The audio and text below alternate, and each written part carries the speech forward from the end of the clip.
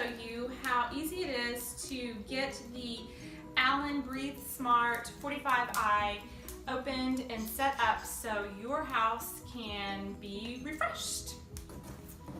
So, it's easy enough.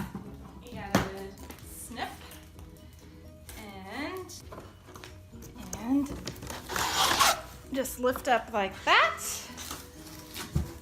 And you'll have all of your instructions right on here.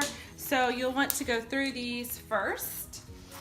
I've already read them, so I'm going to go ahead and just get all of the packing material out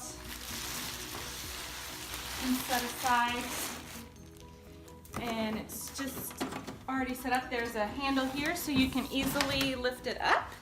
And you want to set it away from your furniture. You don't want it to be right next to a couch or anything else. So after you have it set away from your furniture, the first thing you need to do is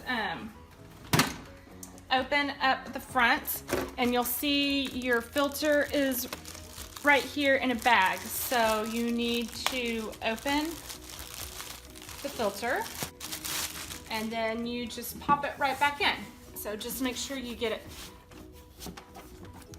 out of the bag, and this just goes right back in.